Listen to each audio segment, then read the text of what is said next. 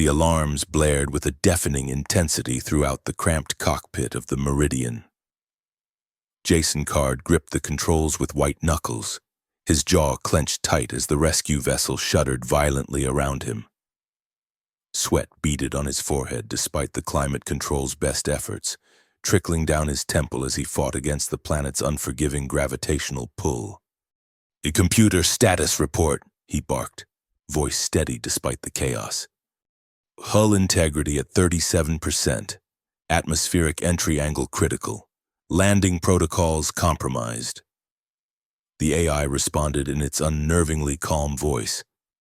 "Recommended action. Brace for impact." Jason swore under his breath.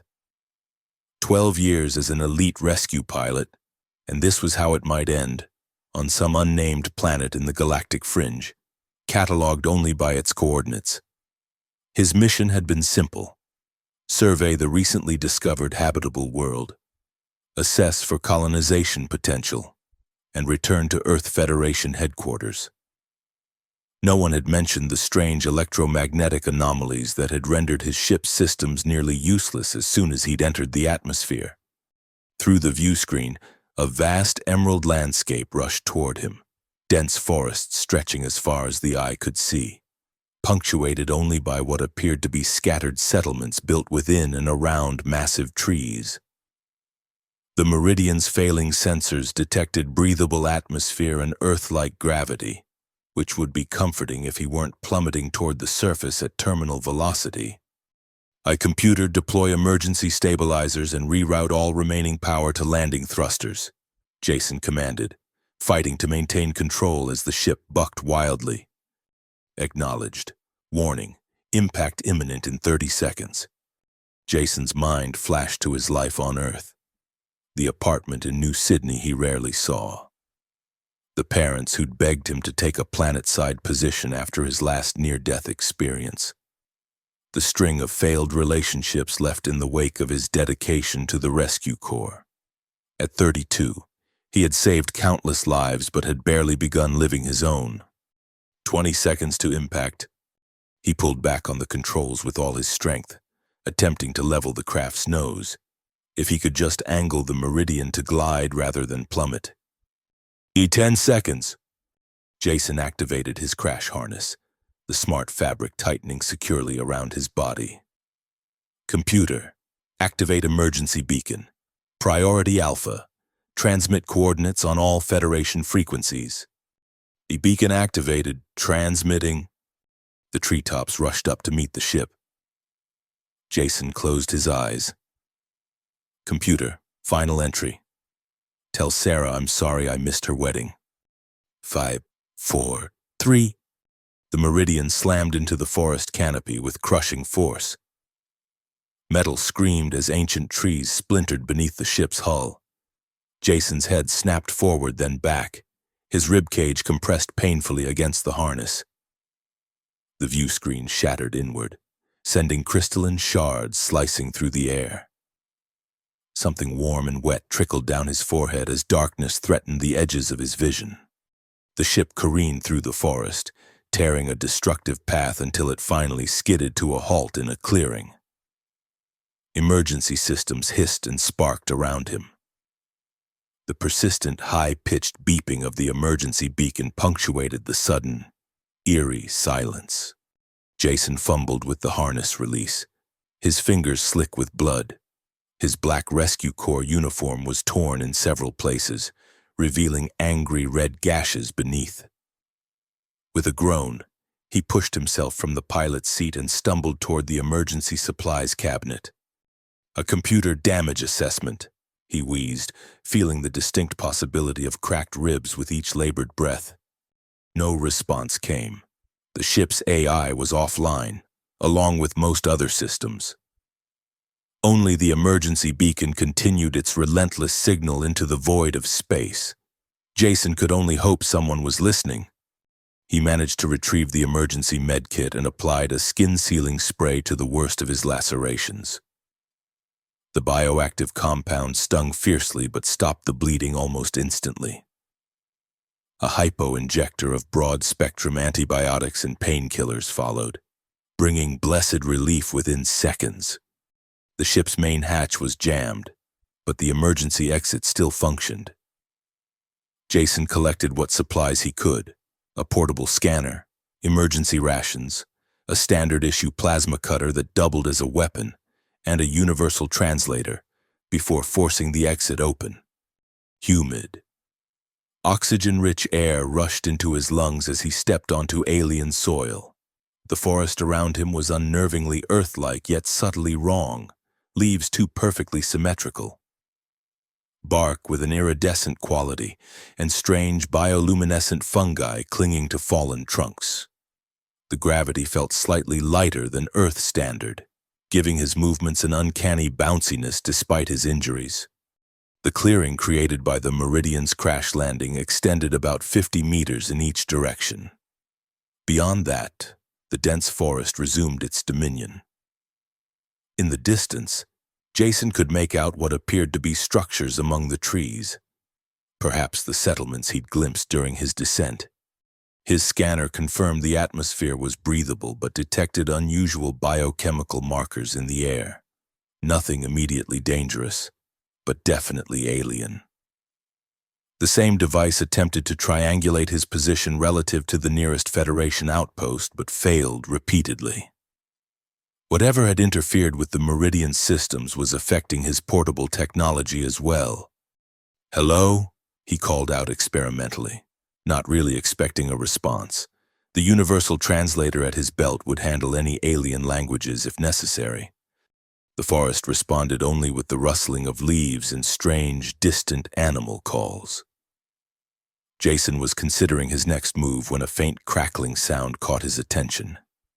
He spun around, plasma cutter raised defensively. The air at the edge of the clearing seemed to shimmer, like heat rising from sun-baked pavement. Then, as if stepping through an invisible doorway, figures began to emerge from the forest. Jason's breath caught in his throat. The beings were unmistakably humanoid, bipedal with 2 arms, a head, and facial features arranged in a recognizably human pattern. But their skin ranged from pale mint to deep emerald, with an almost translucent quality that revealed hints of a circulatory system pulsing beneath. Their eyes, disproportionately large, featured irises in startling shades of amber, violet, and silver. Most striking of all, every single one of them appeared to be female. They wore garments that seemed to be a hybrid of grown and constructed materials.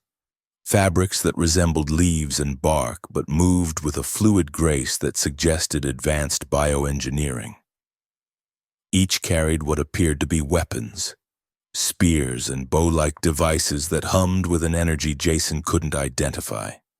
One stepped forward, taller than the others, her skin a deep forest green. She wore a more elaborate outfit adorned with what looked like circuitry woven into plant fibers. A pulsing violet crystal hung from her neck, catching the dappled sunlight filtering through the canopy above. "I am Rema, first scout of the Northern Canopy," she announced in a melodic voice that somehow managed to sound both threatening and curious. The universal translator at Jason's belt buzzed softly as it processed her language. "By the ancient laws of Kazaria Prime, I claim first right of salvage and assessment of this male intruder." Jason blinked in surprise. Not only did they recognize him as human, but they specifically emphasized his gender as if it were unusual or significant. "I'm Jason Card, rescue pilot of the Earth Federation vessel Meridian," he responded cautiously, lowering his weapon slightly but keeping it ready. "My ship malfunctioned during a routine survey mission. I mean no harm to your people or your world." Rema's large silver eyes narrowed slightly. She turned and spoke rapidly to her companions in a language that sounded like wind through leaves, too quick for Jason's translator to process fully. Several of the green-skinned women nodded and fanned out, moving toward the crashed ship with clear intent to examine it. "Wait," Jason protested. That ship contains sensitive Federation technology. Silence, Rema commanded, her tone brooking no argument. You have crashed into sovereign Caesarian territory. By our laws, both you and your vessel are now property of the Finder, which is me, as first scout. Property? Jason echoed incredulously. I'm a Federation citizen, not property, and I need to secure my ship until a rescue team arrives. A ripple of what might have been laughter moved through the gathered women. Rema's expression remained impassive, but something like amusement flickered in her silver eyes. No rescue will come, she stated simply. The barrier shields our world. Your signal cannot penetrate it. Jason's stomach sank. The electromagnetic anomalies he'd encountered, could they be artificial? Some kind of planetary defense system?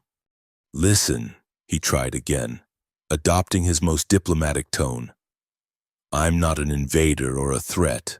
I'm a rescue pilot. My mission is to help people in danger, not harm them. If you'll just allow me to attempt repairs on my communication system.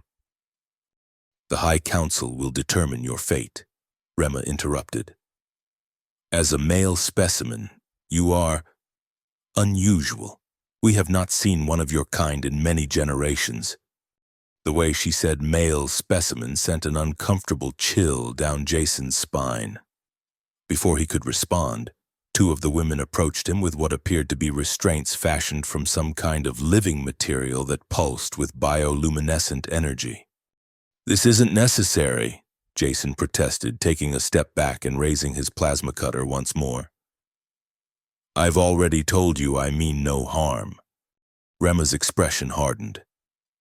Lower your weapon, male. If you resist, we are authorized to subdue you by force. It would be unfortunate if you were damaged before examination. Jason quickly assessed his situation.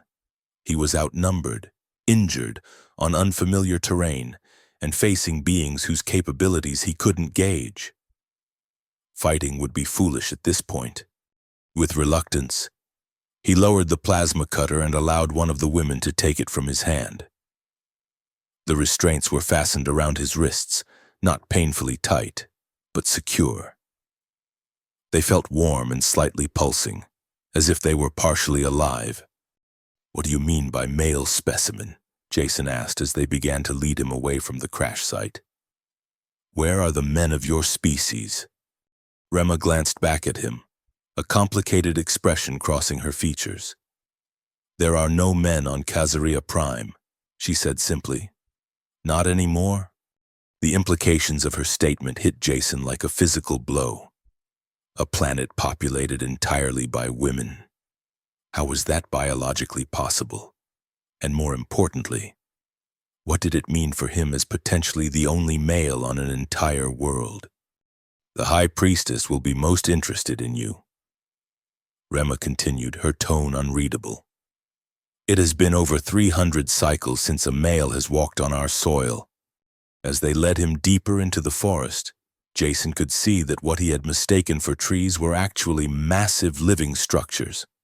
Buildings grown rather than constructed, with dwellings and pathways integrated into their trunks and branches. Bioluminescent pods provided light, and what appeared to be transportation pods moved along vine-like tracks between the arboreal structures. Women of various ages stopped their activities to stare as he passed. Some looked curious, others hostile, and some with expressions that made Jason distinctly uncomfortable, like he was a rare commodity suddenly available for purchase. Where are you taking me? He asked, struggling to keep up with Rema's long strides despite the slightly lower gravity. To the central canopy, she replied without looking back. The seat of the High Council. They will decide your classification and allocation. Am I what? Wait, whether you are to be considered a person or a resource, Rema clarified as if this were a perfectly reasonable distinction. And which caste will have primary access to you? Jason felt his blood run cold. I'm a sentient being with rights recognized by the Galactic Charter, he insisted. I cannot be classified as a resource or allocated. Rema finally stopped and turned to face him fully. For the first time, he noticed a scar running across her left cheekbone, a stark white line against her green skin. You are not in Federation space anymore. Jason Card, she said, his name sounding strange in her musical accent. You are on Kazaria Prime, where different laws apply, laws shaped by necessity and survival. She leaned closer, her voice dropping to a near whisper. If you wish to survive here, you would do well to understand that quickly.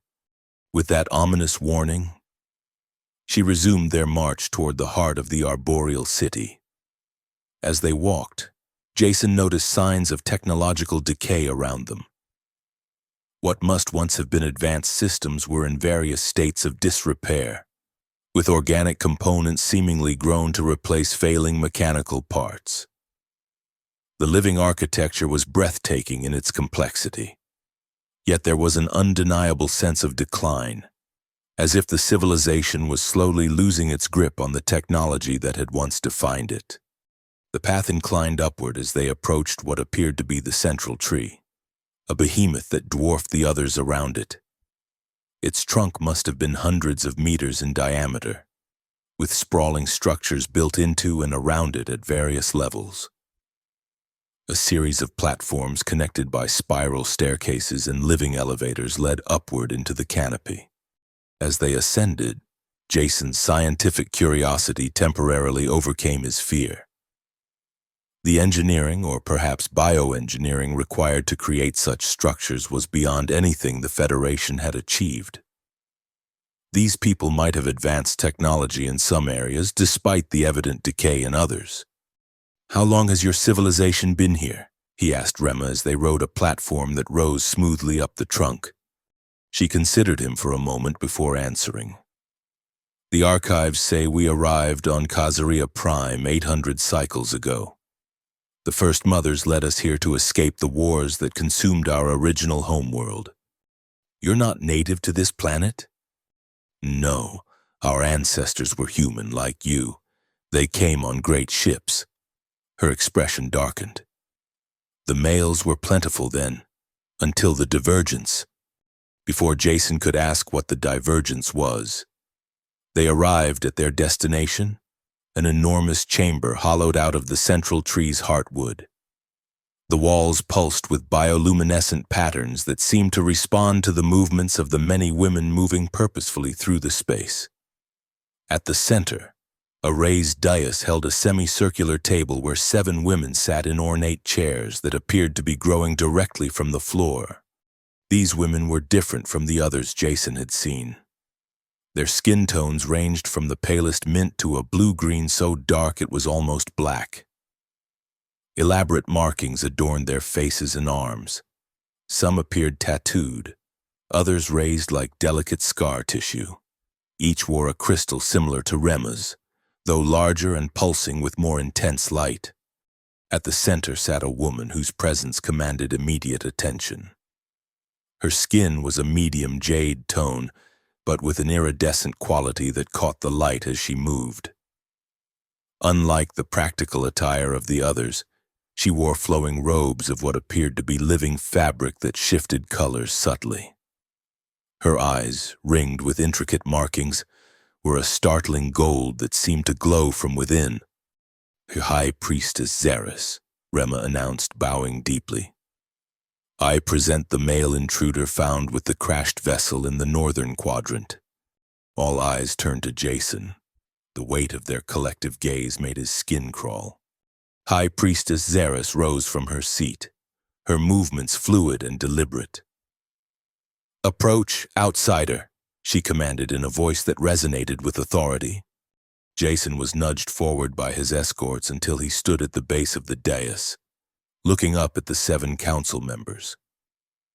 The restraints around his wrists suddenly felt much tighter. "I am Jason Card, rescue pilot of the Earth Federation," he stated firmly, determined to maintain some semblance of dignity. "My ship crashed due to system failure.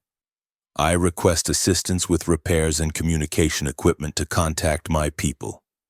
Xeris's golden eyes narrowed slightly. Earth Federation, she repeated, the words sounding like a half-forgotten memory on her tongue. The old world. She descended the steps of the dais with graceful movements until she stood directly before Jason. Though he stood taller by several inches, her presence made him feel small. Without warning, she reached out and placed her palm against his cheek. Her touch was cool and slightly electric, sending an involuntary shiver down his spine. Genetic confirmation, she announced, turning back to the council.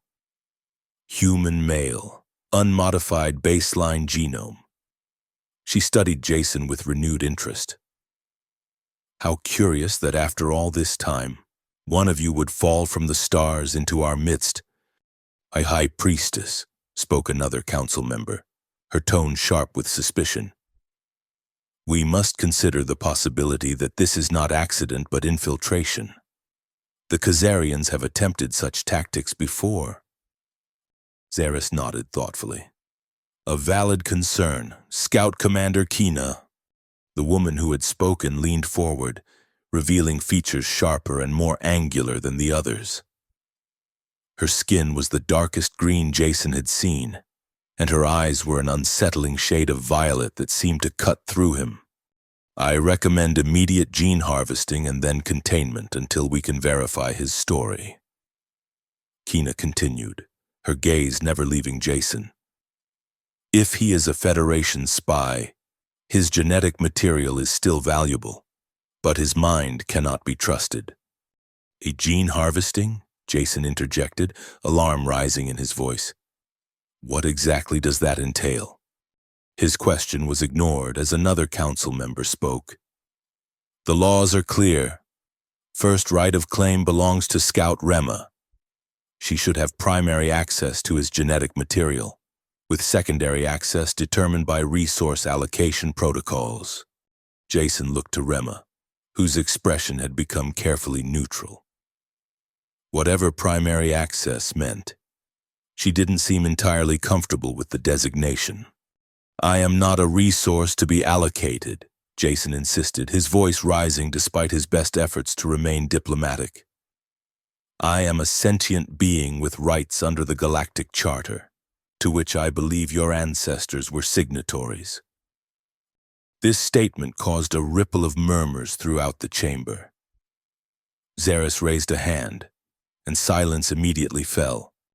You speak of ancient accords, she said, her golden eyes fixed on Jason. But you know nothing of our struggle for survival. The Galactic Charter did not save us when the divergence began. It did not prevent the extinction of males from our population. It did not stop the genetic degradation that now threatens our very existence. Jason blinked in surprise. Extinction of males? How is that possible? For the first time, a flicker of genuine emotion crossed Xeris's face, something like ancient grief mixed with hardened resolve. The war that drove our ancestors to this world brought with it biological weapons of unimaginable sophistication, she explained. A virus engineered to target the Y chromosome. It was meant to reduce enemy populations over generations, a long-term genocide. But it mutated, became more aggressive. Within 3 generations, all male children were stillborn. The chamber had grown deathly quiet. Even Jason's guards seemed affected by the retelling of what was clearly a foundational trauma in their society. How have you survived? Jason asked. Scientific curiosity momentarily overriding his precarious situation. Without males, how has your species reproduced for how many years? 300 cycles, Rema answered from behind him. We adapted. Our scientists developed parthenogenesis, a way for women to reproduce without male genetic material. But it is imperfect. Each generation shows more degradation, more failures. Xeris nodded solemnly. Which is why your arrival is so significant. Jason Card, You represent genetic diversity our people have not had access to in centuries. Your DNA could quite literally save our species from extinction. Jason felt the weight of her words settle over him like a physical burden. These women weren't simply treating him as property out of malice or cultural misogyny. They were desperate for survival.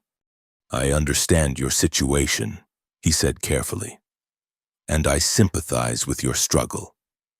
But surely we can find a solution that doesn't involve treating me as a resource to be harvested.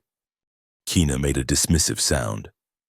Your comfort is irrelevant compared to the survival of our entire species. Perhaps, Rema interjected unexpectedly. But we should consider the long-term implications. If this male is indeed from the Federation, others may come looking for him. How we treat him could determine future relations with the outside world. Relations we may need if we hope to find a permanent solution to the divergence. Jason shot her a grateful look, surprised to find an advocate among the scouts who had captured him. Zaris considered this for a long moment, her golden eyes unreadable. Finally, she nodded. A valid point. First Scout, the Council will deliberate on the appropriate protocols. She turned her penetrating gaze back to Jason. Until a decision is reached, the male will be held in the visitors' quarters and treated according to diplomatic protocols rather than resource management guidelines. Relief washed over Jason, though he suspected diplomatic protocols on this world might still fall short of what he would consider basic rights. Rema, Zaris continued, as first claimant, you will be responsible for his security and orientation. Ensure he understands our ways and the gravity of his situation. Rema bowed her head in acknowledgement. As you command, High Priestess. The Council will reconvene at first light to determine long-term allocation procedures, Zaris announced. With a wave of her hand, she dismissed them, returning to her seat among the other council members who immediately began an intense discussion in hushed tones. As Rema led Jason from the chamber, he couldn't help but notice Kina's violet eyes following them. Cold calculation evident in her gaze. Something about the scout commander set off warning bells in his mind, a sense that she had her own agenda beyond what had been discussed openly. The visitors' quarters turned out to be a surprisingly comfortable suite of rooms grown within a massive branch of the central tree. Living walls pulsed with soft bioluminescence, providing gentle illumination. What appeared to be furniture had been grown directly from the floor, a bed platform, chairs, and a table, all formed from the same living wood as the structure itself. Your restraints will be removed, Rema informed him as she deactivated the living manacles with a touch. But be advised that the room is monitored, and the exit will only respond to authorized biosignatures. Jason rubbed his wrists where the restraints had been. In other words, I'm still a prisoner. You are a guest with limited privileges, Rema corrected, though her tone suggested she understood the distinction was largely semantic. Food and water will be provided. The bathing pool is through that archway. She pointed to an opening in the far wall. The water is safe for your physiology. Jason walked to the window, a roughly circular opening in the living wall. From this height, he could see much of the Canopy City sprawling below. Despite the undeniable beauty of the arboreal metropolis, he couldn't shake the feeling of being an exotic animal in a comfortable enclosure. What will happen to me? He asked without turning from the view. Really? Beyond the diplomatic language and talk of protocols, there was a long pause before Rema answered. Truthfully, your genetic material will be harvested, one way or another. The only questions are how it will be done and who will have access to it. Jason turned to face her. And what does primary access mean for you as first claimant? A flash of something, discomfort, embarrassment, crossed Rema's features before her professional mask returned. It means I would have priority reproductive rights. Reproductive. Jason felt his face grow hot as understanding dawned. You mean, not necessarily direct mating, Rema clarified quickly. Though that is one traditional method, our science allows for extraction and combination without physical contact if preferred. Jason ran a hand through his hair, struggling to process the implications. And I get no say in this? That, Rema said quietly, is what the council is deliberating. Traditionally, no. Resources do not have autonomy. But you are correct that you are not simply a resource. You are a sentient being from a powerful interstellar federation. That complicates matters. A knock at the entrance interrupted their conversation. Rema pressed her palm to the wall, causing a section to part like living curtains. A younger Caesarian woman entered, carrying what appeared to be a tray of food and drink. Sustenance as requested, first scout, she said, placing the tray on the table. Her curious eyes darted repeatedly to Jason. Thank you, Leary, Rema responded. You may go. The young woman hesitated, clearly wanting to linger and observe the male visitor. Only when Rema fixed her with a stern look did she bow and exit hastily. You'll have to forgive the curiosity, Rema said once they were alone again. Most of our people have never seen a male in person, only in historical archives. Jason approached the tray cautiously. It contained several fruits he didn't recognize, what appeared to be bread of some kind, and a clear liquid in a container that seemed to be grown rather than manufactured. Is this safe for me to eat? He asked, poking at one of the purple fruits. Yes, our ancestors were human, remember? Our basic biology and nutritional needs remain similar, despite 3 centuries of adaptation to this world. Jason picked up the fruit and sniffed it experimentally. It smelled sweet and vaguely citrusy. His stomach growled, reminding him that it had been hours since his last meal aboard the Meridian. I need to check on my ship, he said, setting the fruit down without tasting it. My emergency beacon is still active. If it can be strengthened somehow, perhaps it could penetrate whatever barrier surrounds your world. Rema shook her head. The barrier isn't something that can be penetrated with a stronger signal. It's part of the planet itself, a defense mechanism that has protected us since the early days of settlement. A natural phenomenon? Not exactly. Rema seemed to be choosing her words carefully. More a symbiosis between our technology and the planet's unique properties. The details are not widely shared. Jason frowned. You mean they're classified? I mean they're largely forgotten, Rema corrected, a hint of frustration coloring her tone. Much of our ancestors' knowledge has been lost over the generations. The barrier works, but few understand how or why. This confirmed Jason's earlier observations about technological decay. These people were living among the remnants of a once far more advanced civilization, maintaining what they could but losing understanding with each generation. Then help me return to my ship, Jason pressed. I have equipment that might be able to analyze the barrier, find a frequency that could penetrate it. Even if I wanted to help you, which I'm not saying I do, I couldn't authorize that. Only the Council can grant permission for you to leave these quarters, let alone return to your vessel. Jason approached her, close enough to see the subtle patterns in her iris. But you don't fully agree with how they're handling this, do you? I saw your face when they discussed resource allocation. Rema held his gaze steadily, but something flickered behind her silver eyes. My personal opinions are irrelevant. I serve the Council and the needs of our people. Your people need more than just my genetic material. Jason argued. They need contact with the Federation, medical expertise, cultural exchange. I could help facilitate that, as a diplomat, not a resource. A muscle twitched in Rema's jaw.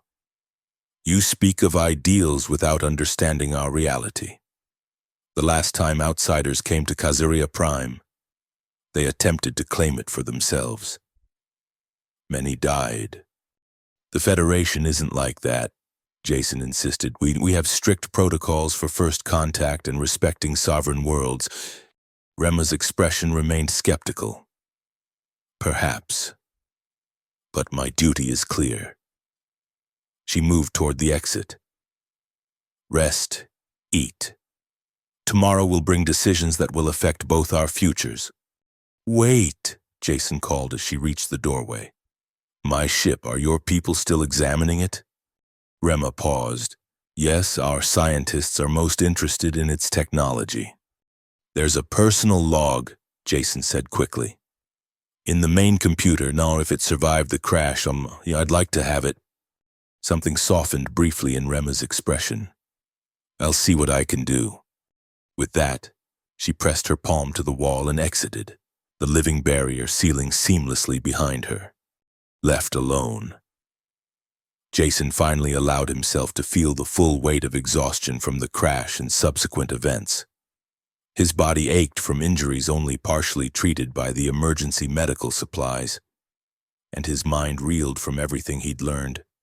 A world without men, struggling for genetic survival.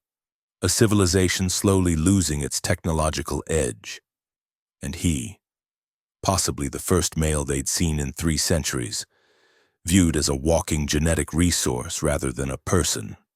He moved to the window again, gazing out at the alien yet beautiful canopy city as darkness began to fall. Bioluminescent lights came alive throughout the arboreal metropolis, creating constellations of cyan, violet, and amber among the branches. Despite its beauty, one thought dominated his mind. How was he going to escape this gilded cage and return to Federation space? As if in answer to his unspoken question, a soft chirp emanated from his pocket. Jason reached in and pulled out his personal scanner, the device he'd grabbed from the Meridian before being captured.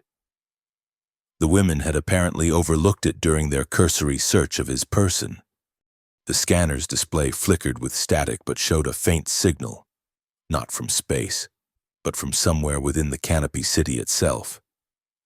A signal that used old Federation encryption protocols. Jason stared at the device in disbelief. Could there be other humans on this planet? Federation citizens who had somehow crashed here before him? The signal was too weak and corrupted to decode any message, but its very existence gave him something he desperately needed.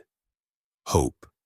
He quickly concealed the device again as footsteps approached his quarters.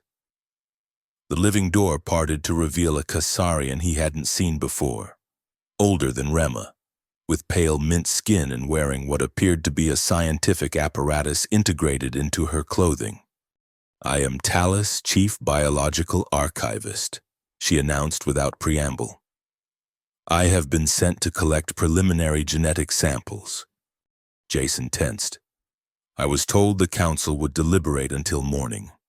Talus's expression remained impassive. Basic analysis requires time. The samples will inform tomorrow's decision. She raised a device that resembled a medical scanner. This is non-invasive. It will cause no discomfort. Reluctantly, Jason allowed her to approach. The scanner hummed as she passed it over his body, pausing occasionally to collect more detailed readings. Fascinating, she murmured, more to herself than to him. Completely unmodified human genome. No adaptive engineering at all. She looked up at him with genuine curiosity. Is this common in the Federation, to remain genetically baseline? Genetic modification is regulated, Jason replied cautiously. Some enhancements are permitted for specific environments or professions, but wholesale redesign of the human genome is prohibited. Talus made a sound that might have been dismissal. Primitive thinking. Your species' attachment to natural states has always been its limitation. She continued scanning. Our ancestors understood that evolution can be directed, improved, until it went wrong, Jason pointed out. Your divergence was the result of genetic manipulation, wasn't it? The scanner paused in midair. Talus's expression hardened. The divergence was an attack, a weapon deployed against our ancestors, not their choice. I apologize, Jason said quickly, and I meant no offense. Talus resumed her scanning. The sample is complete. I will require a small blood specimen as well. She produced another device that extended a fine needle. Jason reluctantly offered his arm, wincing slightly as it pierced his skin and extracted a small vial of blood. Your cooperation is noted, Talus said as she packed away her equipment. It may influence the council favorably. What's your recommendation going to be? Jason asked directly. Talus considered him for a moment. From a purely scientific perspective, your genetic material is invaluable. I will recommend comprehensive harvesting and wide distribution. She must have seen Jason's expression darken, because she added, but I will also note that maintaining your health and cooperation would yield better long-term results than more invasive approaches. It wasn't exactly the advocacy he'd hoped for, but it was something. Thank you for that much, at least. Talus nodded curtly and departed, leaving Jason alone once more with his thoughts and the mysterious signal on his scanner. The night cycle brought a deepening of the bioluminescence in his quarters, the walls pulsing with a gentle, soothing rhythm that seemed designed to induce sleep. Despite his exhaustion, Jason found himself fighting to stay awake, alternating between watching the scanner for any change in the signal and trying to formulate a plan for the coming day's deliberations. He must have dozed off eventually, because he awoke with a start to find Rema standing over him, her expression grave. "Get up," she said in a low, urgent voice, quickly and quietly. Jason blinked the sleep from his eyes. "What's happening?" "A complication," she replied cryptically. "Come." Jason rose from the bed platform, noting that Rema wore what appeared to be combat gear, more armored than her previous attire, with various devices attached at strategic points. She carried his plasma cutter, which she handed to him with obvious reluctance. "You're arming me?" he asked, confused by this turn of events. "Consider it a gesture of trust," she replied. "One I hope you won't make me regret." The living door parted at her touch, revealing an empty corridor beyond. The usual bioluminescence had been dimmed to minimal levels, giving the passage an eerie, shadowy quality. "What's going on?" Jason whispered as they moved swiftly through the corridor. "Your ship detected something," Rema explained tersely. "Or rather, what was left of your ship's sensors did. A signal from beyond the barrier." Jason's pulse quickened. "A Federation rescue vessel." Rema's expression darkened. "No. Khazarian signatures. A battle fleet." Khazarians? The name was vaguely familiar from his briefings. The militant isolationist faction from the Outer Rim? The same. They've been probing the barrier for decades, looking for weaknesses. Rema led him down a spiraling ramp that descended through the massive trunk. "Your crash may have created a temporary fluctuation they detected." Jason processed this information quickly. "You're saying I inadvertently led them here?" "Perhaps, or perhaps it's mere coincidence. Either way, they're coming, and the council is divided on how to respond." They reached a level Jason hadn't seen before, clearly a military or security area, with Khazarian women in armor similar to Rema's moving purposefully about. Many cast suspicious glances at Jason, but none challenged Rema's authority to bring him there. She led him to what appeared to be a command center, where a holographic display showed the planet and something approaching it. A fleet of ships with a configuration Jason didn't recognize. "There," Rema pointed. 17 vessels, heavily armed. They'll reach the barrier within 6 hours. "Can your barrier stop them?" Jason asked. It has before, but never a force this size, with technology this advanced. Rema's voice held a note of concern she couldn't quite mask. And our own defensive systems have degraded over the centuries. Many are non-functional. Jason studied the holographic display more carefully. These readings from my ship, partially combined with our own monitoring systems. A new voice joined the conversation, cold and precise, which raises the question of why a rescue pilot would have such sophisticated sensor arrays on a simple survey vessel. Jason turned to see Scout Commander Kina approaching, her violet eyes boring into him with undisguised suspicion. Standard equipment for Federation rescue ships, Jason responded evenly. We often operate in hazardous or unknown environments. Kina made a dismissive sound. How convenient that your standard equipment could detect Khazarian signatures so readily. The Federation maintains comprehensive threat assessment databases. Jason explained. All ships carry them for identification purposes.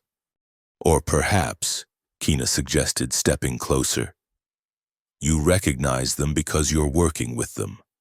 Perhaps your crash was staged to create the very fluctuation in our barrier that they're now exploiting. Jason felt his temper rising.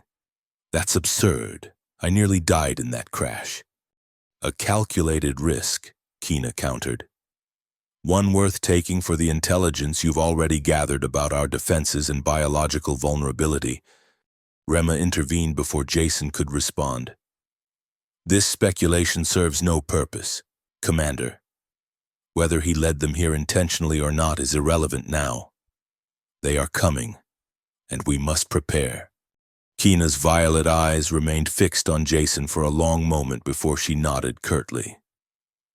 The High Priestess has called an emergency session. Both of you are required to attend. Her gaze flicked to the plasma cutter in Jason's hand. Though I question the wisdom of arming a potential infiltrator, he will surrender the weapon before entering the council chamber. Rema assured her. Kina departed with a final suspicious glance, leaving Rema and Jason alone by the holographic display.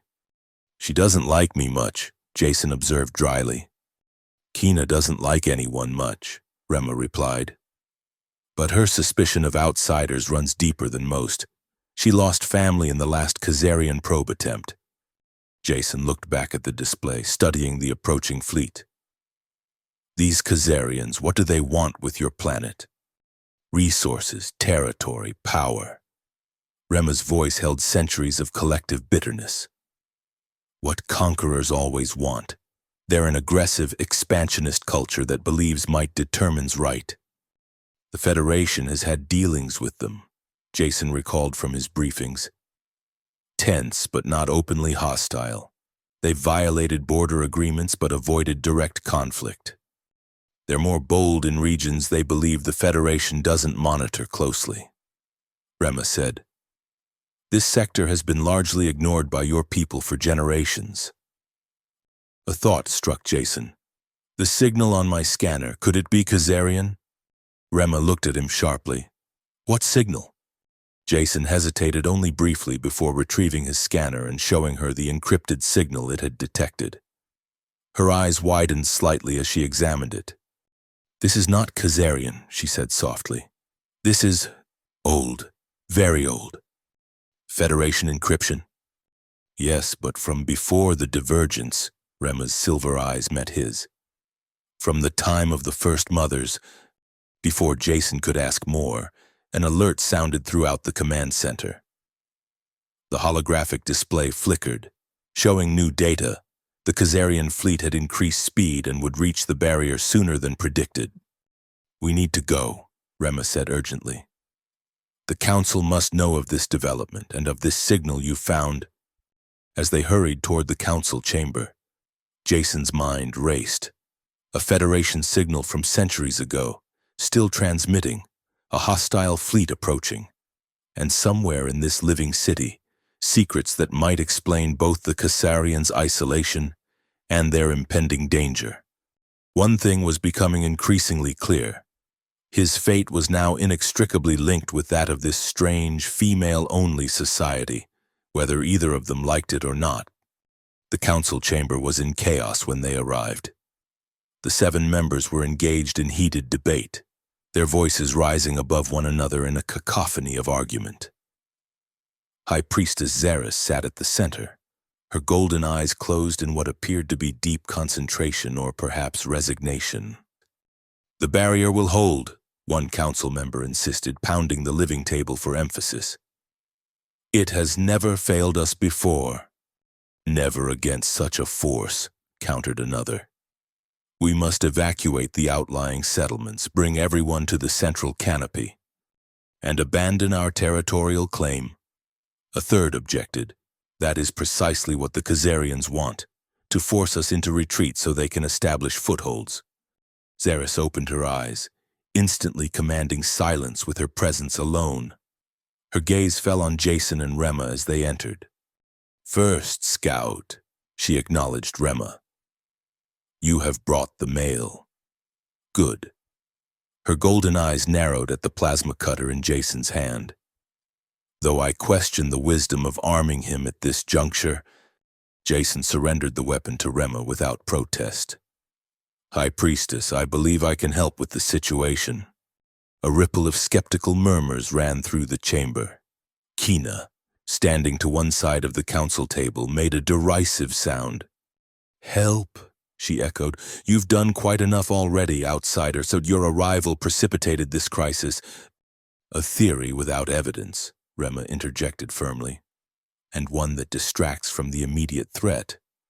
Xeris raised a hand for silence. "We face an unprecedented situation. The Khazarian fleet will reach our barrier in less than 5 hours. According to latest projections, our defensive capabilities are limited." She fixed Jason with her penetrating gaze. "You claim you can help. Explain." Jason stepped forward, aware that his next words could determine not only his fate but potentially that of the entire planet. "My ship's communication array, if still functional, could be modified to send a distress signal to the Federation," he explained. "Even if it can't penetrate the barrier directly, it might be able to create a resonance frequency that would carry the signature of a Federation vessel in distress. Protocol would require any Federation ship detecting such a signal to investigate and potentially confront the Khazarian fleet." "More ships we cannot control," Kina objected. "How does that improve our situation?"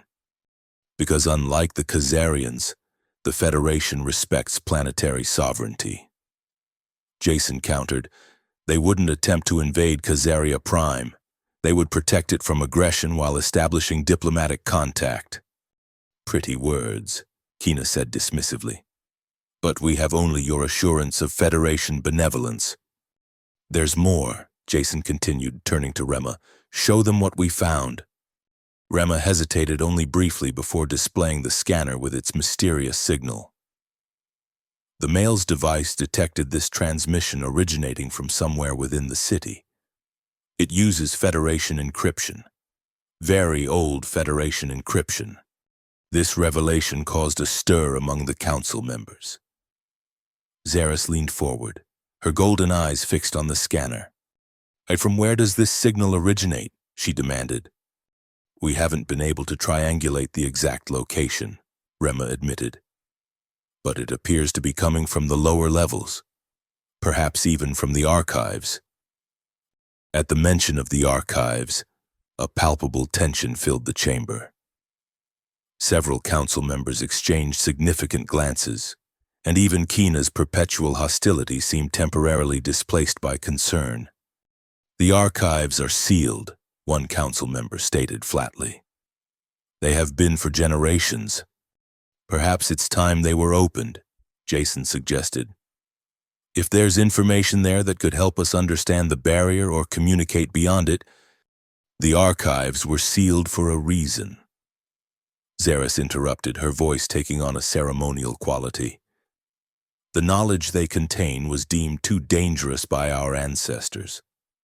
The First Mothers decreed that they would remain closed until a time of great necessity. High Priestess, Rema said carefully. I submit that a Khazarian battle fleet at our doorstep constitutes great necessity. For a long moment, Xeris said nothing, her golden eyes distant as if consulting some inner wisdom or perhaps communing with the spirits of the ancestors. Finally, she nodded slowly. The First Mother's wisdom foresaw that such a day might come. She acknowledged. Very well.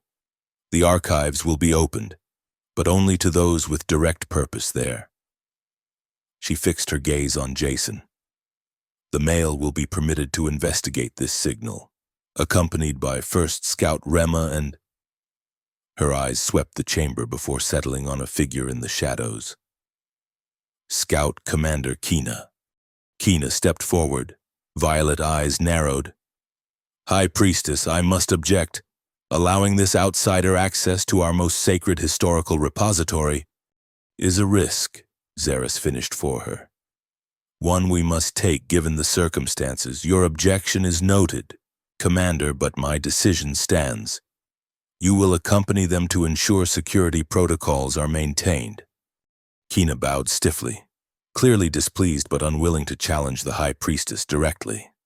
As for the crashed vessel, Xeris continued, our technicians will attempt to implement the male's suggestion regarding the communication array.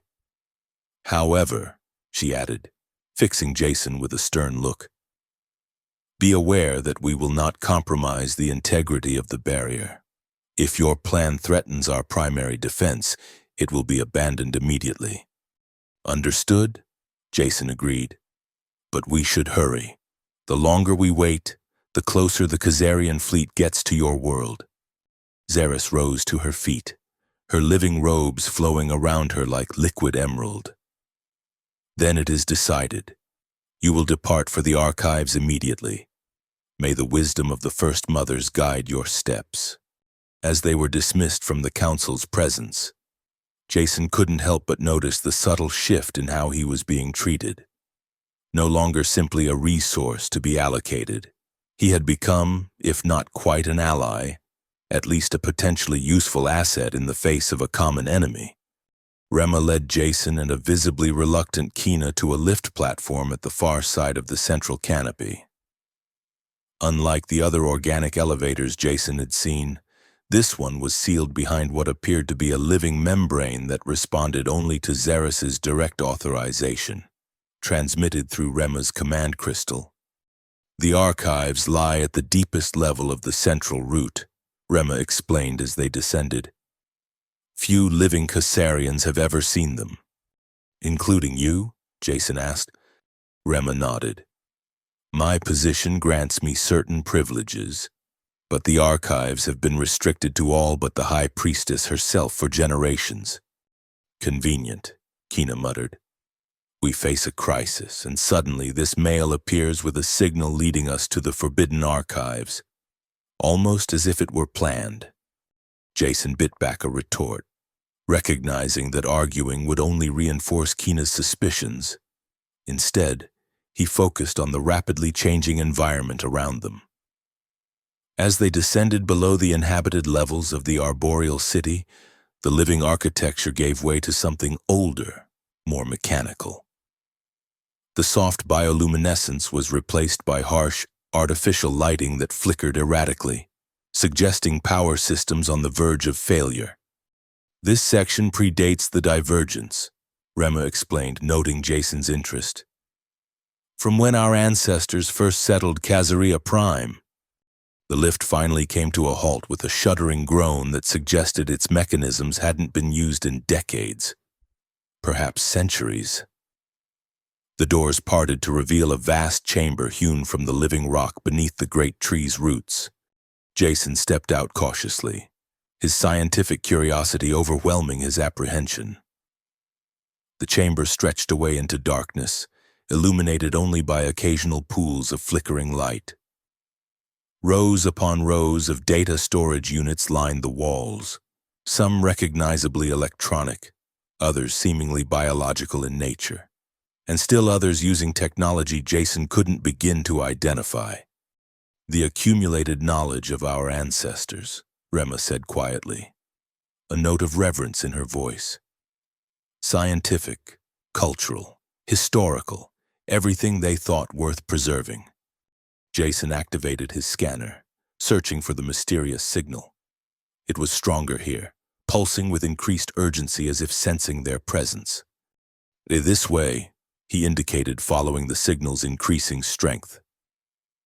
They moved deeper into the archives, past shelves of ancient books with crumbling spines, holographic projectors long since fallen silent, and preservation chambers containing artifacts from a forgotten era. The signal led them to a sealed door at the far end of the chamber. Unlike the living barriers common in the upper city, this was solid metal, an actual physical door with a complex locking mechanism. It requires authentication, Rema observed, studying the ancient control panel beside the door. Genetic and code-based. Jason examined the panel carefully.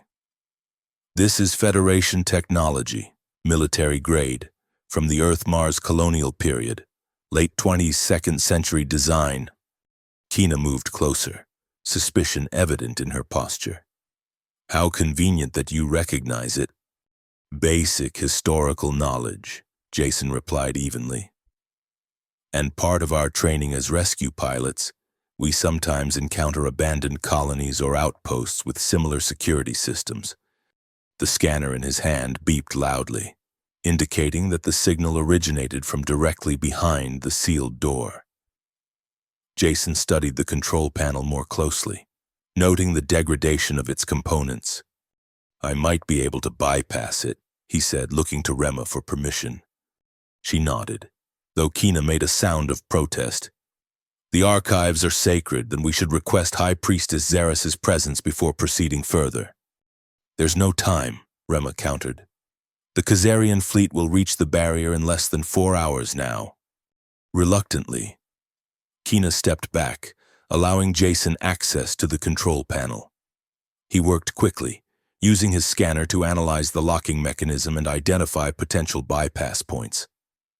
After several tense minutes, there was a loud click followed by a hiss of equalizing pressure. The door slid open with a protesting groan of long-disused mechanics.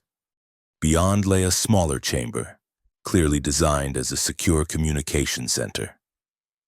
Ancient computer terminals lined the walls, most dark and silent. But one console glowed with faint power, the source of the mysterious signal. Jason approached it cautiously. The console bore the insignia of the Earth Federation Military Command, a predecessor to the current Federation he served. This is a military communication node, he explained to Rema and Kina. High security. It would have been used to maintain contact with Earth during the initial colonization period. But why would it suddenly activate now, after centuries of silence? Rema asked. Maybe it wasn't silent, Jason suggested. Maybe it's been transmitting all along, but something about my ship's crash or my scanner's specific Federation signature triggered an amplification protocol. He accessed the console, surprised to find that despite its age, many systems were still functional. The interface responded to his touch, ancient screens flickering to life with text in a standard Federation format he recognized from historical archives. It's a log, he said, scanning the information. From Commander Elena Voss, military attaché to the Khazarian colonial expedition. He continued reading, his expression growing increasingly troubled. This isn't what I expected. What does it say? Rema asked, moving closer. Jason began to read aloud. Final entry, March 4th, 2247. The situation has become untenable. The virus has mutated beyond our ability to control. Initial projections suggested a gradual reduction in male births over multiple generations, allowing time for adaptation. Instead, we're seeing near-total male infant mortality within the current generation. The colonists blame the military for bringing this weapon to their world. not understanding it was meant as last resort defense against the Khazarian threat. Civil unrest grows daily. I've made the decision to activate the planetary barrier at full strength, isolating Khazaria Prime until such time as a cure can be developed and delivered. May God forgive what we've done here. A stunned silence followed Jason's reading. A Federation weapon, Kina said finally, her voice tight with anger. Your people did this to us. A military faction, Jason corrected, continuing to scan the logs. Operating without full Federation authorization, it seems. This was during the Rim conflicts, a chaotic period when Earth's military sometimes acted independently of civilian leadership. The distinction matters little to those who suffered the consequences. Rema observed quietly. Jason couldn't argue with that. He continued accessing the system, searching for more information about the barrier technology that had isolated Khazaria Prime for centuries. There's more, he said after several minutes of intense concentration. The barrier wasn't just designed to keep threats out. It was created to contain the virus, to prevent it from spreading to other Federation worlds. He looked up at Rema. Your ancestors weren't being protected, they were being quarantined. The implications of this revelation hung heavy in the air. Rema's silver eyes showed a complex mix of emotions: shock, betrayal, anger, and something deeper that Jason couldn't quite identify. Kina's reaction was less ambiguous. Lies, she hissed. Federation lies to justify abandoning us to our fate. No, Jason disagreed, pointing to the console. Look at the transmission logs. For nearly 50 years after the barrier was activated, Federation ships attempted to make contact. They sent medical teams, genetic specialists. But something happened. The barrier's parameters were altered from within, strengthening it beyond what its creators intended. The First Mothers, Rema murmured. They chose isolation. According to this, yes. Jason continued reading. They believed the Federation would exploit their vulnerability or force a solution that would compromise their new society's independence. A reasonable fear, Kina interjected. Look how quickly you suggest calling them now, male. Jason ignored the barb, focusing instead on the technical specifications now displayed on the ancient screen. The barrier operates on a quantum resonance field generated by 7 nodes placed around the planet, he explained. 6 active nodes maintain the field at current strength. If one were temporarily deactivated, it would create a gap, Rema finished, understanding immediately. Large enough for a transmission, but too small and brief for a Khazarian ship to exploit. Exactly. We could send a targeted distress call to the Federation without compromising your world's security. Kina stepped forward, her violet eyes cold. And who would control this gap? Who would determine what information passes through? The implied accusation was clear. Jason met her gaze steadily. Your people would, of course. I'm offering technical assistance, not control. Before Kina could respond, an alarm sounded from the console, harsh and insistent. Jason quickly accessed the alert, his expression darkening as he read the incoming data. The Khazarian fleet has accelerated, he announced grimly. They'll reach the barrier in less than 2 hours. How is that possible? Rema demanded. Even their fastest ships couldn't. They're using some kind of quantum drive, Jason explained, studying the readings. Highly experimental technology, dangerous but effective. He looked up from the console. We need to warn the Council immediately. Even Kina couldn't argue with that assessment. They quickly secured the archive chamber and returned to the lift platform, ascending toward the central canopy with renewed urgency. As they rose, Jason noticed Rema studying him with an unreadable expression. What? He asked quietly. You didn't have to tell us everything you found, she observed. You could have concealed the Federation's role in our condition? Jason shrugged slightly. Honesty seemed like the better policy, given the circumstances. A faint smile touched Rema's lips. An unusual trait in a potential ally. Or a potential enemy. I am neither, Jason replied. I'm just a rescue pilot trying to prevent a disaster. Perhaps, Rema conceded. But intentions matter less than actions in times like these. The lift reached the central canopy, where they found the entire command structure in a state of high alert.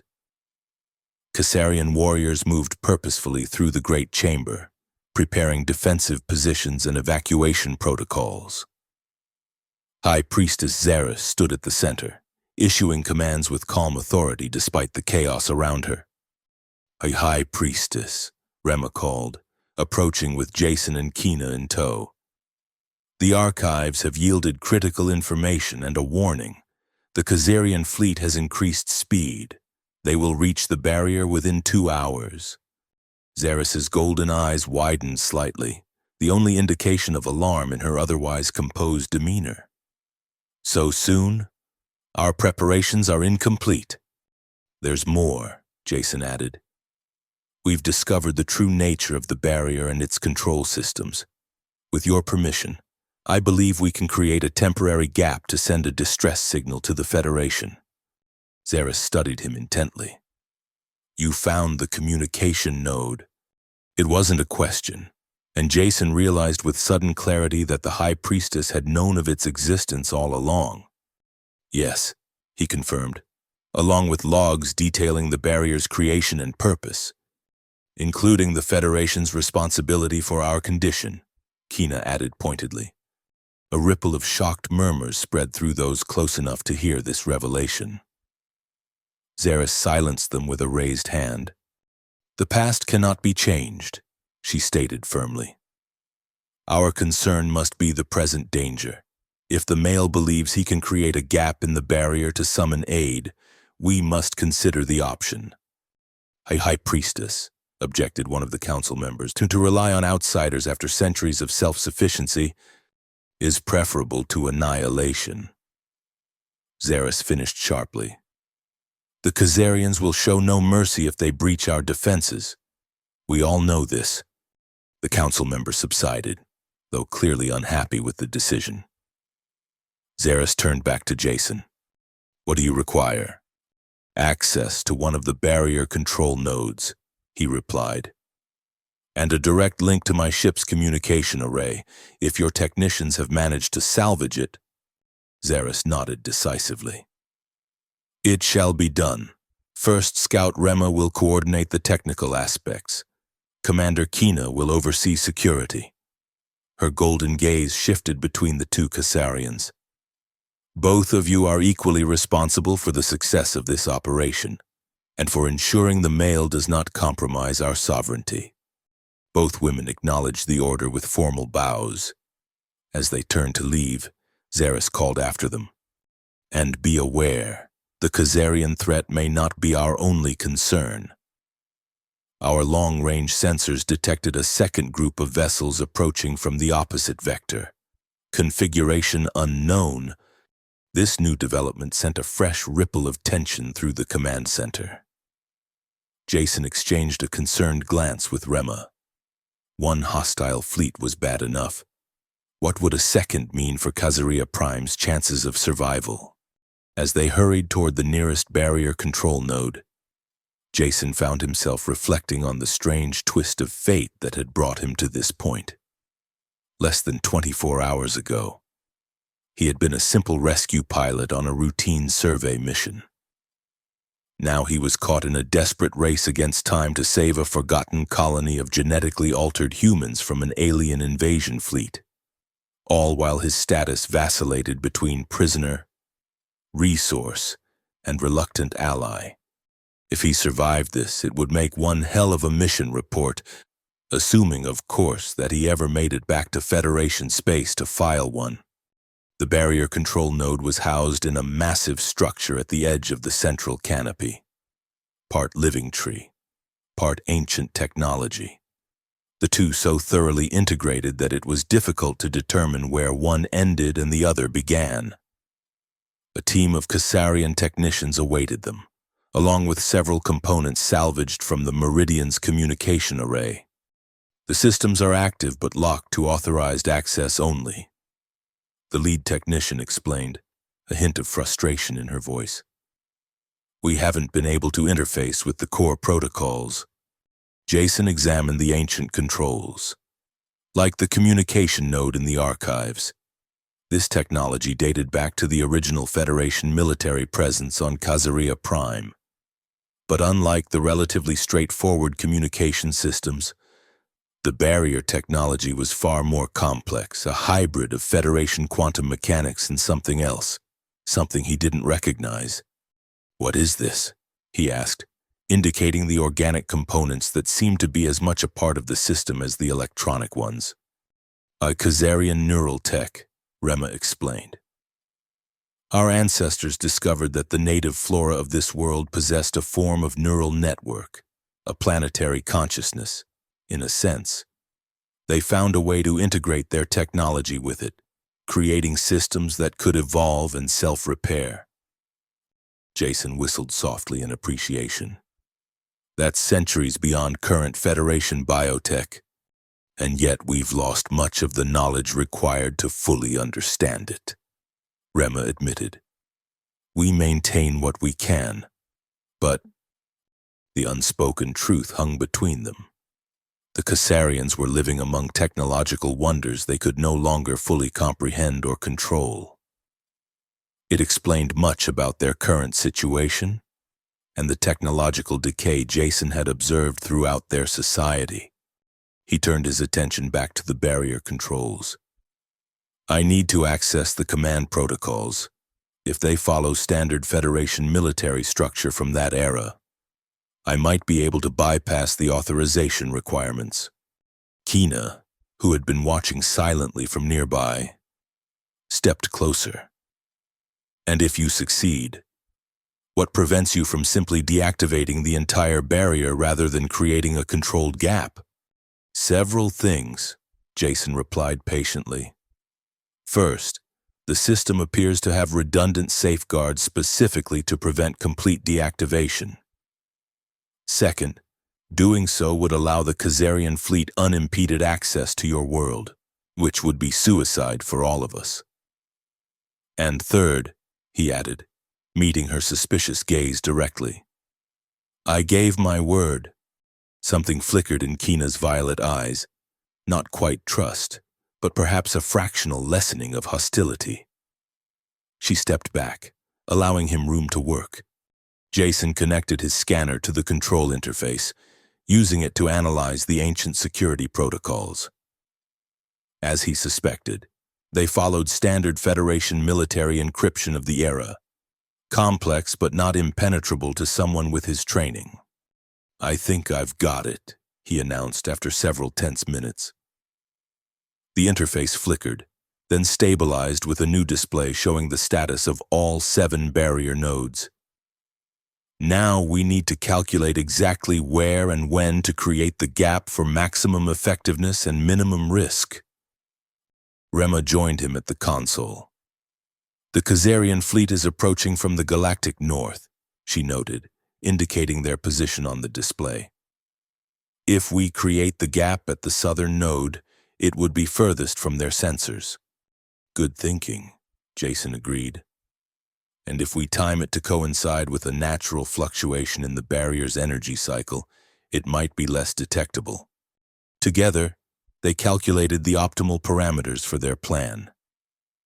The gap would last exactly 45 seconds, long enough to transmit a concentrated burst of data containing their distress call and situation report, but too brief for any Caesarian vessel to detect and exploit. We're ready, Jason announced finally. The gap will open in the southern quadrant in precisely 7 minutes that we need to transmit the moment it forms. Kina, who had been in communication with the Council throughout their work, approached with news. The Second Fleet has been identified, she reported grimly. Earth Federation military vessels, A battle group. Jason looked up in surprise. Federation ships? That's good news, isn't it? Is it? Kina countered. The last time Federation military vessels approached our world, they brought the virus that nearly destroyed us. It was a fair point, Jason had to admit. But that was centuries ago under very different circumstances. Their presence raises another question, Rema interjected. How did they know to come here? Your emergency beacon couldn't have penetrated the barrier. A troubling thought occurred to Jason. Unless someone was already monitoring this sector, waiting for a sign. Before they could pursue this line of thinking further, the barrier control display flashed an urgent alert. The Khazarian fleet had arrived at the perimeter of the barrier, their weapons already powered and ready. They're not even attempting communication, Rema observed. Just immediate aggression. Typical Khazarian protocol, Jason confirmed. They don't recognize the sovereignty of worlds they consider unclaimed or underutilized. The barrier control system showed energy surges as the Khazarian weapons impacted the invisible shield surrounding Khazaria Prime. So far, the ancient defense was holding. But for how long against such concentrated firepower was anyone's guess. 3 minutes until the gap opens, Jason announced. Is the transmission ready? Rema nodded, indicating the salvaged components from the Meridian now integrated with the barrier control system. Ready? Full situation report, including our coordinates and the Khazarian presence, and a request for immediate assistance under Federation Emergency Protocol 7. Jason added. Such a request would obligate any Federation vessel receiving it to render aid, regardless of jurisdictional questions. Kina remained skeptical. And if they choose to exploit our vulnerability rather than assist us? Then we'll face that problem when it comes. Jason replied, but right now, the Khazarians are the immediate threat. As the countdown to the barrier gap continued, Jason found himself wondering about the Second Fleet, the Federation battle group approaching from the opposite direction. What were they doing in this sector, so far from established Federation patrol routes, and how had they known to come here? 1 minute to gap formation, the system announced in an artificial voice that sounded eerily similar to the Meridian's computer. Tension filled the control room as technicians monitored the barrier's status. On the main display, they could see the Khazarian ships continuing their assault on the barrier, their energy weapons creating rippling distortions in the normally invisible field. They're concentrating fire on a single point, Jason observed with growing concern. They might be trying to force their own breach. 30 seconds to gap formation. Rema moved closer to Jason, her silver eyes reflecting the emergency lighting that now bathed the control room. If this fails, she said quietly, I want you to know that I believe you have acted honorably, despite our unconventional beginning. Jason offered a tight smile. Let's make sure it doesn't fail. Gap forming in 10 seconds. 9, 8. The system counted down the final moments as everyone held their breath. On the display, a small section of the barrier in the southern quadrant began to flicker. Transmitting now, Jason commanded, activating the salvaged communication array from the Meridian. The transmission burst was brief but powerful, carrying all the essential information they'd prepared. For exactly 45 seconds, a small portion of the quantum barrier surrounding Khazaria Prime wavered, allowing the signal to pass through into open space. Then, just as planned, the gap sealed itself, the barrier returning to full strength. The entire operation had taken less than a minute. Transmission complete, Jason confirmed, checking the system logs. Clean signal, full data package. If the Federation fleet is within range, they'll have received it. A collective exhale of tension filled the control room. Phase 1 of their desperate plan had succeeded. Now they could only wait to see if help would arrive before the Khazarians broke through. That wait proved to be shorter than anyone anticipated. Less than 10 minutes after their transmission, the barrier control system detected new activity, not from the Khazarian fleet still hammering at the northern quadrant, but from the approaching Federation vessels. "They're hailing us," Rema announced in surprise, monitoring the communication systems. "Directly? Somehow they're penetrating the barrier with their transmission." "That shouldn't be possible," Jason said, frowning. Federation technology was advanced, but being able to transmit through a quantum barrier specifically designed to block communications was beyond any capability he was aware of. "Put it through," Kina ordered, her suspicious nature fully alert. The communication system crackled to life, and a voice filled the control room, male, authoritative, with the crisp accent of Earth's orbital colonies. "Khazaria Prime, this is Admiral Kane of the Earth Federation vessel, Determination. We've received your distress call and are moving to intercept the Khazarian aggressors. Stand by for further communication." Silence followed this brief message. Jason, Rema, and Kina exchanged glances of cautious hope mixed with confusion. How did they respond so quickly? Rema wondered aloud. And how are they transmitting through the barrier? "I don't know," Jason admitted. "Admiral Kane isn't a name I recognize from the command structure, but that's not unusual. The Federation fleet is vast." Kina's violet eyes narrowed in suspicion. "Or perhaps there is more to this situation than appears on the surface." Before they could discuss further, the barrier control system blared an urgent alarm. The display showed the Federation fleet accelerating rapidly, moving into attack formation. "They're engaging the Khazarians," Jason observed, watching the tactical display with growing excitement. "This is good news. The Federation fleet outguns them at least 2-1. The battle that ensued was brief but intense. The Federation vessels executed a perfect pincer movement, catching the Khazarian fleet between concentrated firepower. Within minutes, 3 Khazarian ships had been disabled, and the others were breaking formation, clearly preparing to retreat. "They're running," Rema said, a note of disbelief in her voice. "The Khazarians are actually retreating." Victory seemed at hand. But then something unexpected happened. As the Khazarian fleet scattered, the Federation vessels did not pursue as standard protocol would dictate. Instead, they regrouped and turned their attention directly to Khazaria Prime. New energy signatures appeared on the tactical display, readings that made Jason's blood run cold. "They're powering weapons," he announced, his earlier optimism evaporating. "And targeting the barrier control nodes." "What?" Rema exclaimed, leaning closer to verify what Jason was seeing. "Why would Federation vessels attack us after driving off the Khazarians?"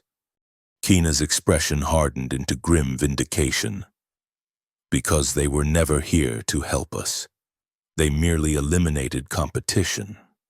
The tactical display confirmed Kina's assessment as the Federation vessels systematically targeted the barrier control nodes. The first volley of energy weapons struck the northern node, causing the entire barrier to fluctuate dangerously. "We need to reinforce the remaining nodes," Jason said urgently. "Reroute power from non-essential systems throughout the city." Khazarian technicians moved quickly to implement his suggestion, their fingers flying over ancient interfaces with practiced efficiency despite their limited understanding of the underlying technology. "It won't be enough," Rema said, her voice tight with tension. "Not against concentrated firepower of that magnitude." The communication system crackled to life again. "Khazaria Prime," came Admiral Kane's voice, now stripped of its earlier pretense of assistance. "Your barrier technology has been analyzed and found compromisable. We are initiating Protocol 19A, Reclamation of Lost Federation Assets. Prepare for integration." Jason's mind raced. Protocol 19A, that's not a Federation directive I'm familiar with. Because it likely doesn't exist, Kina snapped. At least not officially. A second explosion rocked the control center as another node was hit. The barrier's integrity dropped to 60%, warning indicators flashing across the display. At this rate, total failure would occur within minutes. We need to get to the council chamber, Rema decided. If the barrier falls, the High Priestess must be protected. They rushed from the control center just as a third impact shook the entire central canopy. Throughout the arboreal city, alarms sounded and Cassarians moved with practiced precision through emergency evacuation protocols. The attack had clearly been anticipated, if not expected so soon. The council chamber was a scene of controlled chaos when they arrived. High Priestess Xeris stood at the center, issuing commands to various caste representatives. Her golden eyes found Jason immediately. "Your Federation has revealed its true intentions, male," she stated, her voice calm despite the crisis unfolding around them. "They're not acting on Federation authority," Jason insisted. "No legitimate commander would violate the Galactic Charter this blatantly." "Your faith in your institutions is touching," Xeris replied without humor. "But ultimately irrelevant. The barrier will fail within minutes. We must implement the contingency plan." "What contingency plan?" Jason asked, looking between Xeris and Rema. It was Kina who answered, her violet eyes holding an expression Jason couldn't quite read. "The neural web." The term meant nothing to Jason, but it clearly held immense significance for the Cassarians. Xeris nodded solemnly, then addressed the assembled council. "Now the time foreseen by the First Mothers has arrived," she intoned. "The web must be awakened." A ripple of what might have been fear, or perhaps anticipation, moved through the chamber. Xeris approached a section of the living wall and placed her palm against it. The surface responded to her touch, peeling back to reveal a hidden recess containing what appeared to be an ancient control mechanism. Part technological, part biological, utterly alien to Jason's eyes. "The neural web has remained dormant for 3 centuries, Xeris explained as she adjusted controls with practiced movements.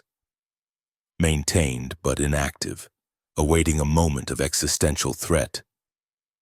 "What exactly is it?" Jason asked, scientific curiosity momentarily overriding his concern about the imminent invasion. "A planetary defense system," Rema explained quietly. "One that connects directly to Khazaria Prime's native consciousness." "The planet has a consciousness?" Jason echoed incredulously. "All planets do," Xeris stated as if this were obvious. "Most are simply dormant or operating at frequencies imperceptible to humanoid awareness. Our ancestors discovered that Khazaria's consciousness was unusually active and responsive to certain types of interaction." Another impact shook the chamber, dust and fragments of living material raining down from above. The barrier was failing faster than predicted. "The web requires 3 operators," Xeris continued, her movements becoming more urgent. "Traditionally, the High Priestess and 2 council members. But the First Mother's protocol specifies genetic diversity as a critical component for full activation." Her golden eyes fixed on Jason with unsettling intensity. "Which is why your arrival at this precise moment cannot be mere coincidence. Male, the web requires you." Jason took an involuntary step back. "Me?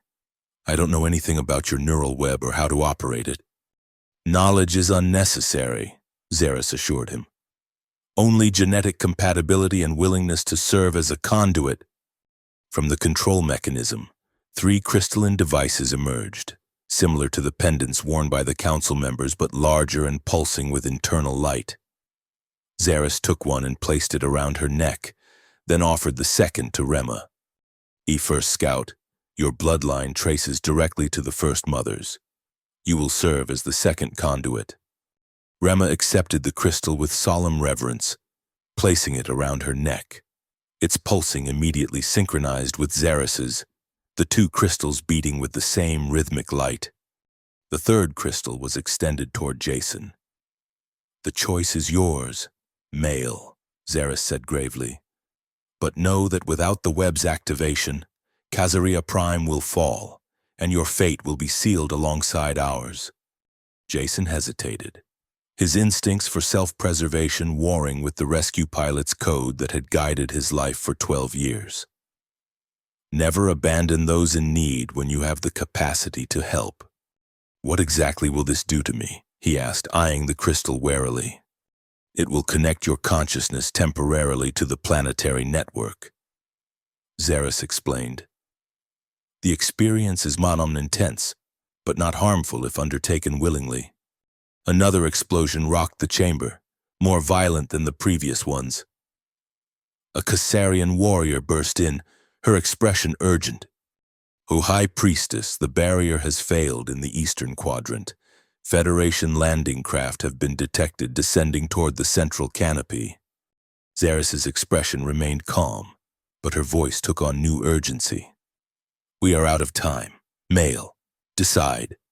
Jason looked to Rema, whose silver eyes held a complex mixture of emotions, hope, fear, and something deeper he couldn't quite identify. In that moment, he made his choice. "I'll do it," he said, reaching for the crystal. As his fingers closed around it, the crystal flared with brilliant light. Jason placed it around his neck, feeling an immediate warmth spreading from the point of contact. Xerxes nodded in approval, then turned to the ancient control mechanism once more. "The three must stand at the points of connection," she instructed, indicating 3 shallow depressions in the chamber floor that formed an equilateral triangle. "When the web activates, do not resist the connection. Allow your consciousness to merge with the greater whole." Jason took his position at one point of the triangle, with Xerxes and Rema at the other 2. The crystals around their necks pulsed in perfect synchronization now, the rhythm increasing steadily like a heartbeat accelerating. "Prepare yourselves," Xerxes warned. "Once initiated, the process cannot be halted until completion." She spoke a phrase in the ancient Khazarian language, words that seemed to resonate within the living structure of the chamber itself. The floor beneath them began to glow with the same pulsing light as their crystals. Lines of luminescence spread outward from each of their positions, connecting them in a perfect triangle, then extending beyond to form an intricate geometric pattern throughout the chamber. Jason felt a sudden surge of energy through the crystal, so intense it nearly drove him to his knees. His vision blurred, then expanded in a disorienting rush. Suddenly he could see not just the council chamber but the entire central canopy, then the whole arboreal city, then the forest beyond, continuing outward until he had a bird's-eye view of the entire planet. Yet it wasn't visual perception in any normal sense. He could feel Khazaria Prime, its rhythms, its energies, its ancient slumbering awareness gradually stirring at their call. And he wasn't experiencing this alone. He could sense Xerxes and Rema alongside him in this expanded consciousness. Their individual identities still distinct but connected by the neural web into something greater than the sum of its parts. Through this expanded awareness, Jason perceived the Federation ships in orbit, 7 massive battle cruisers deploying smaller craft toward the surface. He could see the Khazarian fleet regrouping at a safe distance, apparently waiting to see the outcome of the Federation's assault before deciding their next move. More disturbingly, he could sense the minds aboard the Federation vessels, minds filled not with the disciplined order he would expect from legitimate Federation officers, but with cold calculation and avarice. These weren't regular Federation forces at all, but something else wearing the trappings of authority. Xerxes' voice seemed to speak directly into his consciousness. "Now you understand. The neural web reveals truth beyond physical appearance." "Who are they?" Jason asked, his question flowing through the connection without need for verbal speech. Opportunists, came Rema's mental voice. Those who monitor forgotten worlds for resources to exploit. They use Federation credentials to intimidate, Khazarian threats to soften resistance, then swoop in to claim the spoils. Captain Tar, Xeris added, directing their shared awareness toward the lead vessel. A name well known in the shadowy edges of your Federation's territory, though perhaps not to a rescue pilot with limited exposure to such regions. Jason's expanded perception confirmed her assessment. He could sense the man now, Captain Tar, self-styled Admiral Kane for this operation, directing the assault from the bridge of the largest vessel. His mind was a cold, calculating space, viewing Khazaria Prime as nothing more than an opportunity for personal enrichment. The web does more than reveal, Xeris continued. It defends. With that statement, Jason felt the planetary consciousness fully awaken beneath them. A vast alien intellect stirring from centuries of dormancy. It flowed through the neural web, through the three of them serving as conduits, assessing the threat to its symbiotic partners. The sensation that followed defied description. Jason felt the planet itself gathering energy, not just electrical or magnetic, but something more fundamental, as if reality itself was being manipulated at a quantum level. The energy built to an almost unbearable intensity, then released in a single, perfectly coordinated pulse that emanated from the planet's core. Through their shared perception, Jason watched as the pulse swept outward, engulfing first the landing craft, then the orbiting vessels. The effect was immediate and dramatic. Systems failed across the fleet, engines, weapons, life support, all shutting down simultaneously as if every technological component had been neutralized in an instant. The pulse continued outward, passing harmlessly through the Khazarian fleet but causing them to retreat in obvious alarm. Within moments, Khazaria Prime was surrounded only by drifting, powerless vessels, the would-be invaders now helpless in orbit. The First Mother's wisdom is vindicated, Xeris observed through their connection. The web functions as designed. What happens to the crews? Jason asked, concerned despite the averted invasion. Their life support will function at minimal levels, Rema assured him. Enough to sustain them until rescue arrives or they can initiate emergency protocols. But they will never threaten Khazaria Prime again, Xeris added with grim satisfaction. The web has marked their biological signatures. Any attempt to return will trigger an immediate defensive response.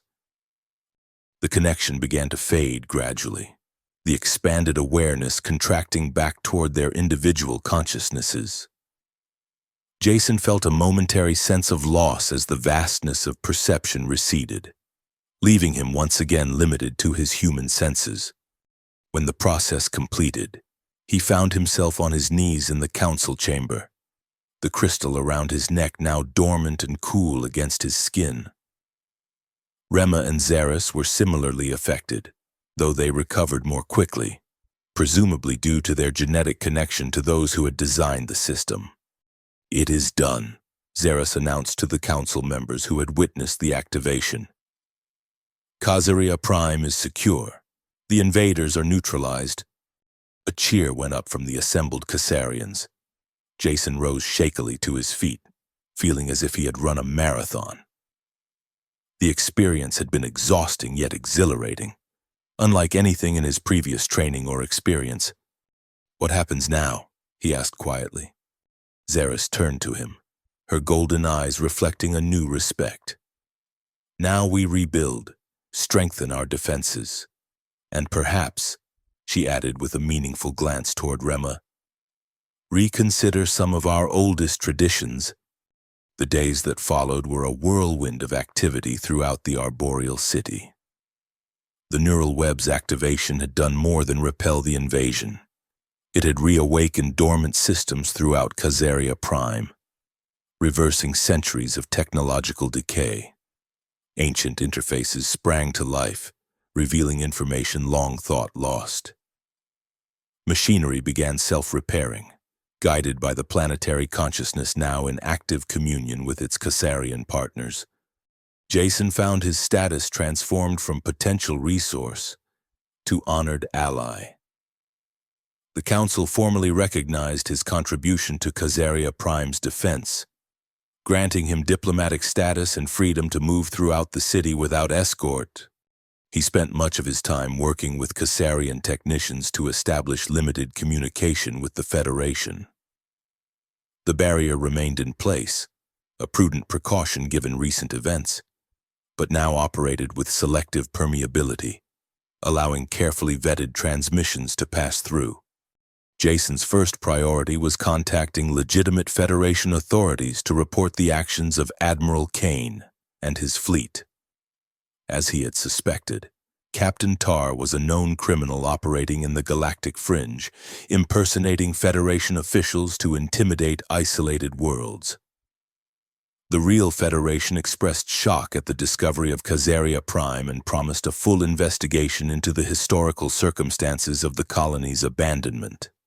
6 months after the failed invasion, Jason stood on a high platform overlooking the central canopy, watching the sunrise paint the living city in hues of gold and amber. Rema joined him, her silver eyes reflecting the dawn light. "The Council has reached a decision," she informed him. "They've approved the treaty terms you proposed. Limited contact with the Federation will be permitted, under strict protocols." Jason nodded in satisfaction. It had taken months of careful diplomacy to reach this point, convincing the Caesarians that controlled reintegration with the greater galactic community would benefit them without threatening their autonomy. "And the other matter?" he asked, unable to keep a note of personal interest from his voice. A smile touched Rema's lips. "The Reproductive Rights Initiative has also been approved. All genetic contributions will now require explicit consent, whether from external sources or our own citizens." This represented a fundamental shift in Caesarian society, moving away from viewing genetic material as a resource to be allocated and toward recognizing bodily autonomy as a fundamental right. The change had faced stiff opposition from traditionalists led by High Priestess Xeris, but even she had eventually acknowledged the ethical necessity of reform. "I'm glad," Jason said simply. "Your people deserve self-determination in all aspects of life." "Our people," Rema corrected gently.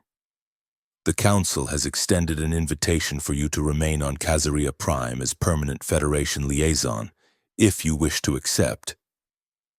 The offer wasn't entirely unexpected, but hearing it formally presented still gave Jason pause. 6 months ago, he had been desperate to escape this world. Now, the thought of leaving filled him with a strange reluctance. "And what about you?" he asked, turning to face Rema directly. "What do you want?"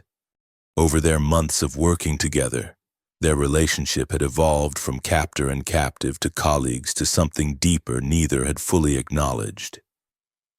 The attraction between them was undeniable, but complicated by their different backgrounds and the fraught circumstances of their first meeting. "I want," Rema said carefully, "what I have always wanted, the best for my people." She stepped closer, close enough that Jason could see the subtle patterns in her emerald skin. "But I have learned that sometimes, what benefits the collective can also bring personal happiness." Her fingers brushed against his, a simple touch that carried profound meaning in Caesarian culture, where physical contact outside specific contexts was rare. "The genetic therapy derived from your contribution has already shown promising results." She continued, "The first healthy male births in 3 centuries are expected within the year." "A new beginning for Caesarea Prime," Jason observed. "Yes, but not a return to the past." Rema's expression grew serious. "We will build something new, taking the best of both worlds while avoiding their mistakes." From the city below came the sounds of construction, not just physical building, but the reconstruction of a society. The neural web's awakening had sparked a renaissance of sorts, a rediscovery of lost knowledge combined with fresh innovation. Khazarian scientists worked alongside the few Federation specialists who had been permitted to visit under strict diplomatic protocols, sharing insights and developing solutions to the genetic challenges that had isolated the colony for generations. "There's one more thing," Rema said, producing a small data crystal from a pocket in her garment. "The final analysis of your ship's crash." Jason took the crystal, activating its holographic display. Technical data scrolled before his eyes: trajectory analysis, atmospheric conditions, and electromagnetic readings from the day of his crash 6 months earlier. "It wasn't an accident," he said as the implications of the data became clear. Rema nodded. "The barrier detected your approach and adjusted itself. It created a controlled energy fluctuation that disabled your systems just enough to force a landing without killing you." "But why?" Jason asked, though he was beginning to suspect the answer. The neural web may have been dormant, but the planetary consciousness remained aware on some level. It sensed the approaching threat from both the Khazarians and Tar's fleet. It needed a catalyst, someone who could help activate the full defensive system. "So it chose me?" Jason shook his head in wonder. "A random rescue pilot on a routine survey mission?" "Perhaps not so random," Rema suggested. "Your genetic profile, your specific skills, your ethical framework, all precisely what was needed at exactly the right moment." Her silver eyes held his gaze steadily. "Some among our people would call that destiny." Jason had never been one for mystical explanations, but after experiencing the neural web firsthand, he couldn't entirely dismiss the possibility. There were clearly forces at work in the universe beyond standard Federation science. "Whatever brought me here," he said finally, "I'm glad it did." The admission felt like a weight lifting from his shoulders, an acknowledgement of the truth he'd been reluctant to face. His old life in the Federation Rescue Corps seemed increasingly distant, while his connection to Khazaria Prime and its people, especially Rema, grew stronger each day. "The first meeting of the Joint Council is scheduled for midday," Rema reminded him, seamlessly shifting back to professional matters. "Your presence will be expected as Federation liaison." The Joint Council represented another innovation, a governing body that included representatives from all Khazarian castes, along with a small contingent of male voices from the children soon to be born. Until those children reached maturity, Jason would serve as their advocate, ensuring that the rebuilt society truly represented all its members. "I'll be there," he promised. "But first, I'd like to visit the archives again. There's a historical reference I want to check regarding the First Mother's original vision for Khazaria Prime." Rema nodded in understanding. "The past informing the future. A wise approach." She hesitated briefly, then added, "Perhaps I could join you afterward? There is a newly discovered growth chamber in the eastern canopy that might interest you." The invitation carried layers of meaning in Khazarian culture: professional, personal, and potentially more. Jason smiled, recognizing and accepting all those layers. "I'd like that very much." As they turned to descend from the platform, the morning sun fully illuminated the canopy city stretching before them. The once decaying metropolis now pulsed with renewed vitality, ancient trees growing stronger with the neural web's guidance. New structures rising to accommodate expanded needs. And throughout it all, the harmonious integration of technology and biology that made Khazaria Prime unique in the galaxy. It wasn't the life Jason Card had envisioned when he joined the Rescue Corps 12 years ago. But standing beside Rema, looking out over a world reborn and a future full of unprecedented possibilities. He couldn't imagine being anywhere else. His crash landing on a planet with no men had indeed made him public property in the eyes of its inhabitants. At first, but through crisis and cooperation, that perspective had transformed. Now he stood as neither property nor merely a visitor, but as something far more meaningful. A bridge between worlds, a catalyst for change, and perhaps most importantly, an equal partner in building a society that honored both individual autonomy and collective well-being. For a rescue pilot who had spent his career saving others without truly living himself, it was the most unexpected rescue of all, finding purpose, connection, and perhaps even love on a forgotten world at the edge of the galaxy. As the newly formed neural web hummed beneath their feet, connecting all life on Kazaria Prime in subtle harmony, Jason realized that he had crashed not into captivity, but into freedom. A freedom defined not by isolation, but by meaningful bonds forged in adversity and strengthened by shared purpose. And that, he reflected as Rema's hand found his again, might be the greatest discovery of all.